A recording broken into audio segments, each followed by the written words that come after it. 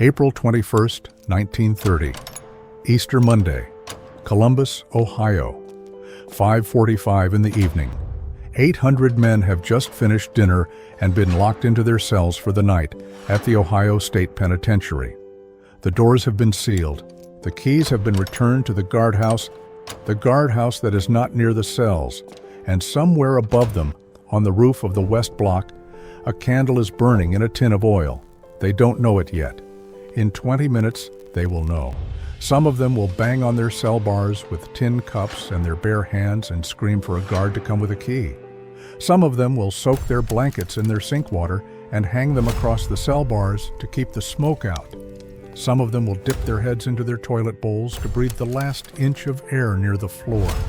And some of them, the ones the smoke reached last, will beg the guard standing outside the locked cell block door to just shoot them, because that would be faster.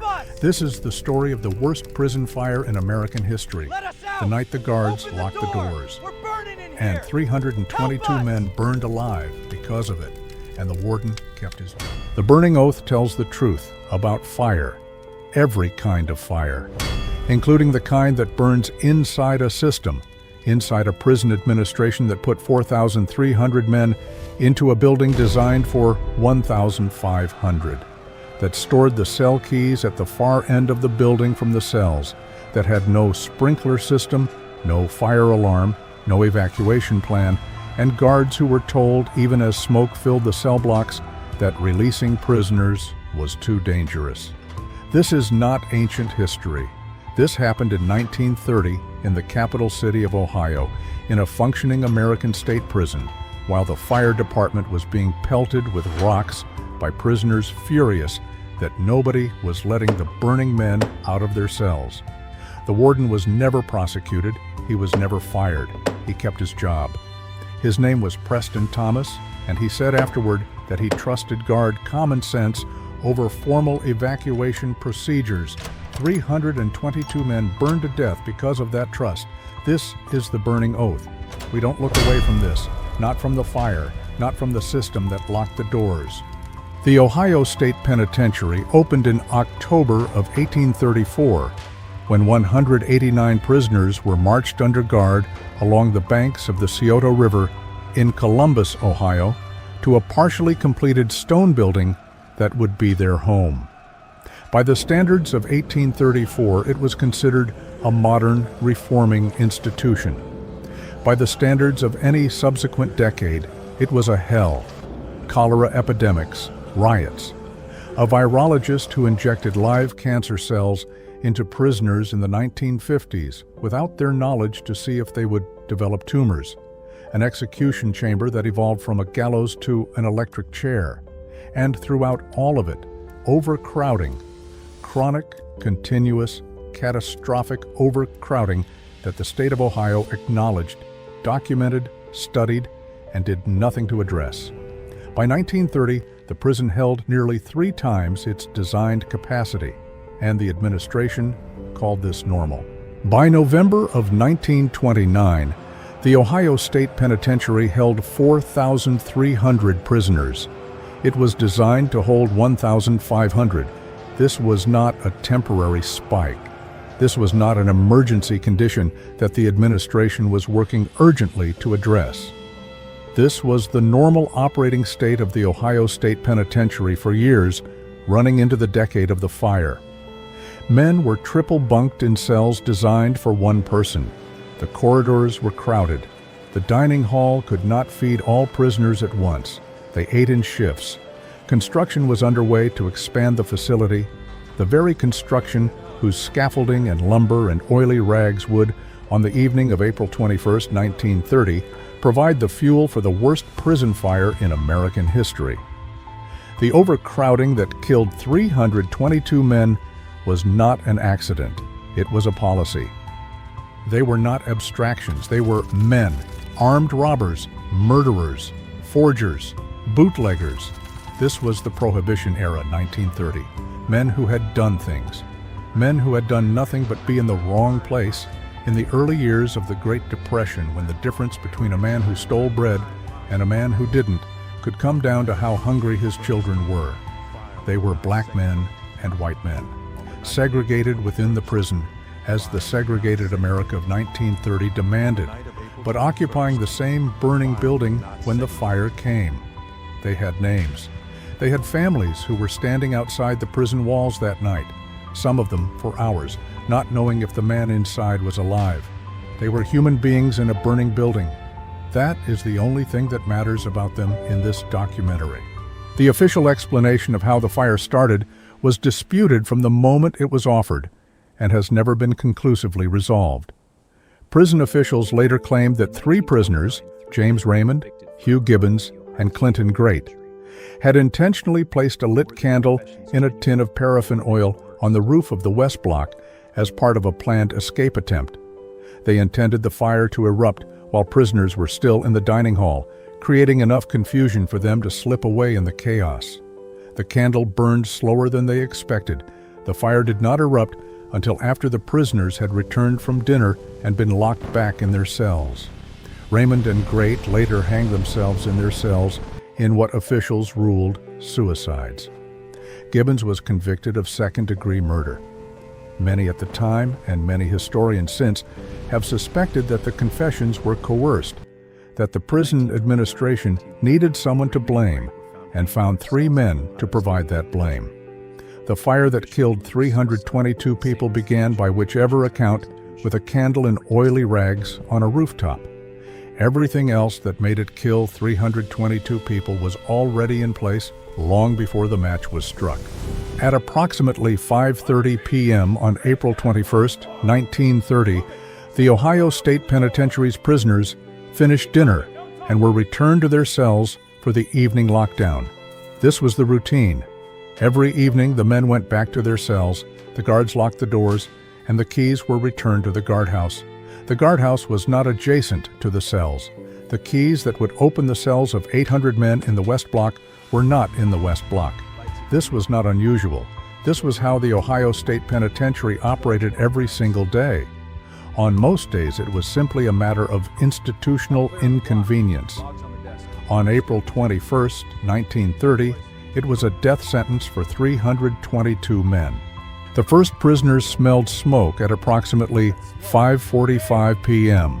The fire had been burning on the roof for somewhere between 15 and 30 minutes, long enough to fully ignite the dry construction lumber and the old wooden roof structure, long enough for the fire to have taken firm hold of the building above them. The smoke came down through the ventilation gaps of the 6-story cell block first, thin and acrid, the specific smell of green lumber and old wood and paraffin oil burning. The men in the upper tiers smelled it first. They began to call out. Within minutes, the calling had become shouting, and the shouting had become screaming, and the screaming had become the sound of hundreds of tin cups being dragged across hundreds of iron bars as 800 men in their locked cells tried to make enough noise to bring someone with a key before the smoke killed them. Let the record be completely clear about what the official investigation found. Guards testified that a supervisor ordered the door leading to the burning cell block kept closed out of fear of a mass escape. Guards watched and listened as prisoners were overcome by smoke on the other side of a door they had the authority to open and did not open. Additional guards, arriving at the prison after the fire alarm spread, continued the normal evening lockdown routine, locking prisoners into their cells, even after smoke was clearly visible in the cell block. This is not interpretation. This is official testimony. The guards locked men into a burning building while it was burning because that was the procedure, and the supervisor trusted procedure over common sense, and common sense over human life. While guards stood at closed doors and supervisors made procedural decisions, prisoners saved each other. 2 inmates, their names not always recorded in the historical accounts, but their actions documented, overpowered a guard and took his keys. They ran back into the burning cell block and began unlocking cells. They unlocked as many as they could before the smoke made it impossible to continue. Approximately 50 men were freed this way. Other prisoners who were already outside helped carry injured men away from the fire. One prisoner is documented as having gone back into the burning cell block 12 times to bring men out, 12 times. A prisoner went back into a burning building 12 times to rescue strangers. William Wade, a black prisoner, was quoted in the next day's New York Times. "They could have saved these men. They let human beings burn to death." At some point between 6 and 6:30 p.m., the West Block's roof collapsed. The old wooden roof structure had been burning for perhaps 45 minutes. The new construction lumber from the expansion project, green wood, full of resin and moisture that made it burn with particularly toxic smoke, had fed the fire from below. When the roof came down, it fell into the top tiers of the 6-story cell block. 160 prisoners in the upper cells burned to death when it collapsed, not from suffocation, from the roof falling on them. Their cells were locked. There was nowhere to go. The roof fell in on men who were still reaching through their cell bars toward keys that nobody had brought. When Columbus firefighters arrived at the Ohio State Penitentiary, they were met with thrown rocks. Prisoners in the yard, the ones who had gotten out, the ones who had watched the guards keep doors closed, the ones who had heard their fellow inmates burning above them, attacked the fire trucks with rocks and cut the fire hoses. Within 30 minutes of the fire's start, the prison was surrounded by 500 armed soldiers from Fort Hays. Machine guns were set up at the gates and on the walls. Bayonets were fixed. Guards in towers were ordered to shoot to kill. A prison that was killing 322 of its inmates was simultaneously deploying machine guns to ensure that the surviving inmates didn't leave. The soldiers and the machine guns were in place before any meaningful rescue was underway. In the cells that the fire had not yet reached directly, men did what they could. Some ran water in their sinks and splashed it on their faces and each other. Some soaked their blankets in sink water and hung them across the bars of their cells, trying to filter the smoke. Some found the last breathable air was at the very bottom of their cells, near the floor, and lay with their faces on the concrete, trying to breathe it. And some, this is in the official record, this is documented by investigators who examined the scene afterward. Some men dipped their heads into their toilet bowls, which still had relatively clean water to breathe. Some of the dead were found in this position, face down in their toilet bowl, trying to survive, in a locked cell in a burning building with no one coming. The official investigation record and survivor testimony document one of the most harrowing details of this entire disaster. Men locked in cells in the burning West Block, unable to escape, the smoke too thick to breathe, the heat growing, the roof above them failing, called out to guards standing outside the locked cell block door. They were not calling for keys anymore. They were not calling for rescue. They were asking to be shot, because being shot would be faster than burning alive. Guards testified that they heard these requests. Several reportedly slit their own throats rather than wait for the fire. The documentation of this detail is not presented in this documentary for shock value. It is presented because it is the single fact that most completely describes what the decision to keep those cell doors locked actually cost. Eventually, too late for 322 men, someone produced axes and sledgehammers. When keys could not be found quickly enough, guards and eventually arriving soldiers began breaking cell locks with whatever heavy implements were available. The specific, grinding irony: every cell in the West Block had a lock that could be opened with a single key in under 2 seconds. The same lock took minutes to break with an axe. The keys existed. They were in the guardhouse. They had been put there because that was the procedure, and while the axes broke locks, one at a time, slowly, the metal resisting, the fire was doing its own work on the cells that hadn't been reached yet. Approximately 1,000 prisoners were eventually moved to the relative safety of the prison yard. 322 were not. Some things changed after the Ohio State Penitentiary fire. The Ohio Parole Board was established in 1931, and within the following year, more than 2,300 prisoners were released on parole. directly reducing the overcrowding that had made the disaster possible. A new fireproof roof was installed over the penitentiary. Prison fire safety standards were improved, nationally and in Ohio. These are real changes. These are changes that resulted directly from 322 men burning to death in locked cells. What did not change? Warden Preston Thomas kept his job.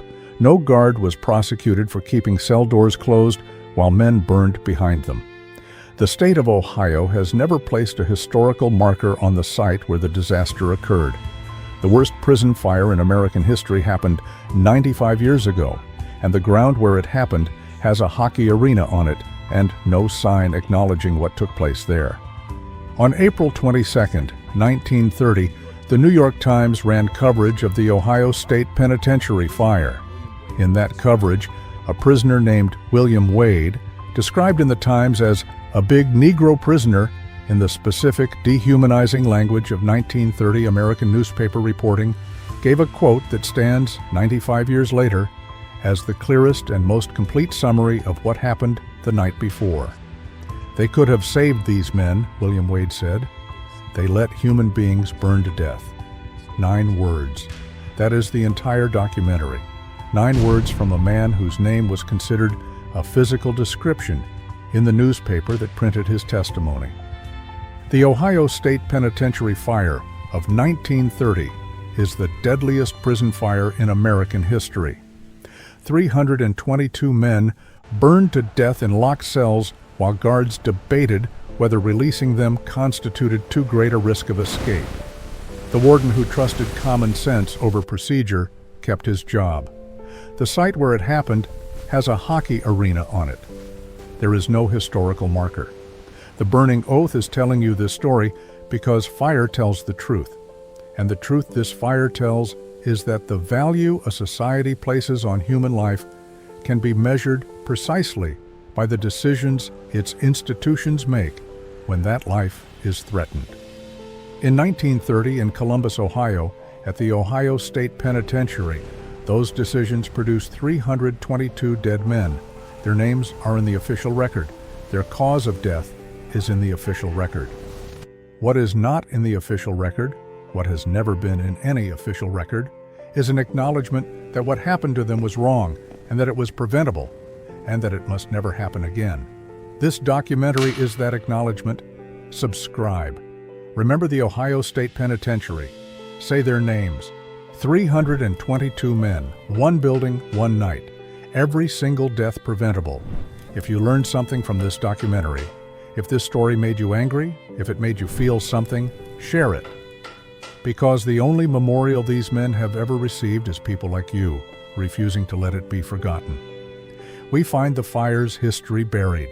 We dig them up. We tell you what we find. New episodes every week. Watch The Burning Oath.